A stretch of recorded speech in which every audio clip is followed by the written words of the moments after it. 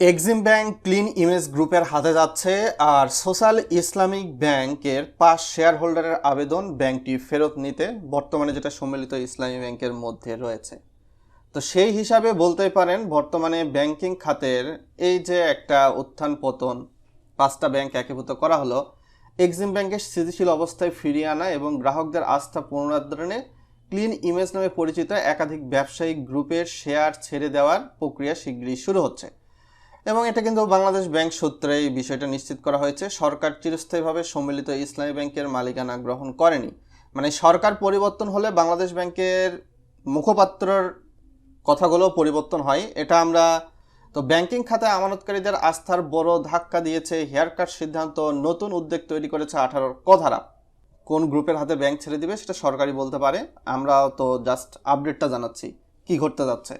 তো ব্যাংক সংশ্লিষ্ট একাধিক সূত্র জানিয়েছে, সম্প্রতি সময়ে দুর্বল হয়ে পড়া একীভূত কয়েকটি বেসরকারি ব্যাংক পুনর্গঠনের যে পরিকল্পনা নেওয়া হয়েছিল তার অংশবিশেষ হিসাবে বাংলাদেশ ব্যাংক এক্সিম ব্যাংকের মালিকানা কাঠামোতে পরিবর্তনের বিষয়টি গুরুত্ব দিয়েছে এবং ইতিমধ্যে বিভিন্ন ব্যবসায়িক গ্রুপের সঙ্গে প্রাথমিক আলোচনা দেখা গিয়েছে। তো এটা কিন্তু শেয়ার বিজের রিপোর্ট ভাই, আমি বানানো কোনো তথ্য বলবো না। ভিডিওটা লাইক শেয়ার করে আরো মানুষকে জানিয়ে দিবেন।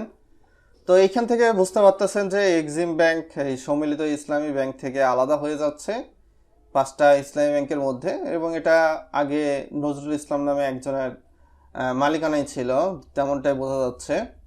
এবং এখন ওই যে ক্লিন ইমেজ গ্রুপের হাতে ছেড়ে দিবে এটার মালিকানা, এবং ব্যাংকটাকে পুনরায় সবল অবস্থানে ফিরে নিয়ে আসা যায় কিনা সেই বিষয়ে কাজ করবে। বাংলাদেশ ব্যাংকের সিদ্ধান্ত অনেকটা এরকমই, আমরা এমনটাই দেখতে পাচ্ছি।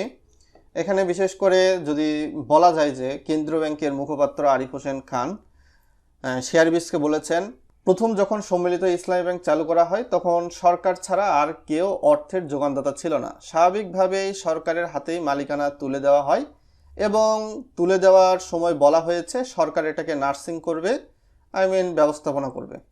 স্বাস্থ্য কিছুটা ভালো হওয়ার পর সরকার বেসরকারি খাতে ব্যাংকগুলোকে ছেড়ে দেবে। সরকার চিরস্থায়ীভাবে সম্মিলিত ইসলামী ব্যাংকের মালিকানা গ্রহণ করেনি। কবে নাগাদ মালিকানা বেসরকারি খাতে ছেড়ে দেওয়া হবে সেটা নির্ভর করছে আদৌ বেসরকারি খাতের মালিকানা নেওয়ার মতো প্রতিষ্ঠান পাওয়া যাবে কিনা তার উপর। এবং এক্ষেত্রে গ্রাহকের আমানত এবং বাংলাদেশ ব্যাংকের সহায়তার যোগফলটা তাদের সম্পদের তুলনায় অনেক কম। তবে আমি এখানে বলতে চাই, এই যে 5টা ব্যাংকে একীভূত করা হলো, সেখানে জনগণের করের ট্যাক্সের টাকা ঢালা হলো, এই ট্যাক্সের টাকার হিসাব কই? এটাই জাস্ট বাংলাদেশ ব্যাংকের কাছে আমি বলবো। কেননা বর্তমান সময়ে 7.5% সুদে প্রাথমিকভাবে আপনারা এক পরিমাণ অর্থ দিয়ে ব্যাংকের মালিকানা নিয়ে যেতে পারতেছেন। সেটা আপনারাই বুঝবেন ব্যাংকটাকে কেমনভাবে চলাবেন। এমনভাবে যদি কেউ ঋণের বোঝা মাথায় চাপিয়ে নেয়, ব্যাংকের মালিকানায় আসতে চাই, তাদের ওয়েলকাম এবং স্বাগতম। এটা বলেছে বাংলাদেশ ব্যাংকের মুখপাত্র আরিফ হোসেন খান।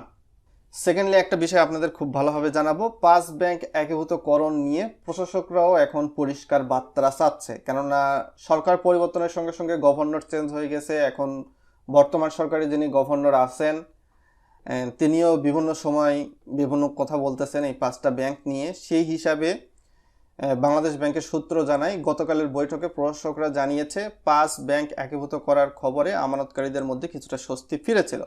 আবার 18 কথারা যুক্ত করার ফলশ্রুতিতে আগের মালিকদের কাছে ফিরে আসার সুযোগটি তৈরি হয়। আবারও অনিশ্চয়তার সৃষ্টি হয়েছে। কেউ কেউ আমানত তুলে নিতে চাইছেন, গ্রাহকরা। কিছু আমানতকারী হেয়ারকাট মেনে মূল টাকা ফেরত পাচ্ছেন। এই হলো পরিস্থিতি।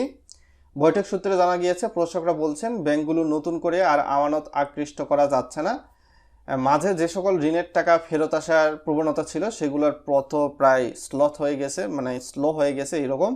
এই অবস্থায় স্পষ্ট বার্তা চেয়েছেন তারা বলেছেন যদি আগের মালিকের কাছে আবারও ব্যাংকের দায়িত্ব নেয় তাহলে কিভাবে নেবে, কিভাবে আমানতকারীদের অর্থ ফেরত দেওয়া হবে পরিষ্কার করতে। আর বাংলাদেশ ব্যাংকের গভর্নর বলেছেন যে তাৎক্ষণিকভাবে কোনো নির্দেশনা দেওয়া হয়নি, যখন যে পরিস্থিতি সৃষ্টি হবে সেই পরিস্থিতি মোকাবেলা করতে হবে। এছাড়া সোশ্যাল ইসলামী ব্যাংক বা SIBL যেটাকে বলা হচ্ছে, এইখানে মূলত দেখা গিয়েছে 2 বছরের গ্রেস পিরিয়ড সহ 8 বছরের জন্য 11,000 কোটি টাকা কেন্দ্রীয় ব্যাংকের কাছ থেকে ধার চাওয়া হয়েছে এই সোশ্যাল ইসলামী ব্যাংকটাকে টেনে তোলার জন্য। এবং তাদের পরিচালনায় গেলে আগামী ডিসেম্বরের খেলাফি ঋণ 25% মধ্যে নামিয়ে আসা হবে, এমনটাই বলা হয়েছে আবেদনে। এবং আবেদনটা করেছে 2017 সালে চেয়ারম্যানের দায়িত্বে থাকা মেজর অব ডক্টর রেজাউল হকের নেতৃত্বে গভর্নরের কাছে আবেদন করা হয়েছে। তো বাংলাদেশ ব্যাংক যাচাই বাছাই করে কি করবে না করবে সেটা বাংলাদেশ ব্যাংকই ভালো বুঝবে, নতুন সরকারে যারা ক্ষমতায় রয়েছে তারাই বুঝবে।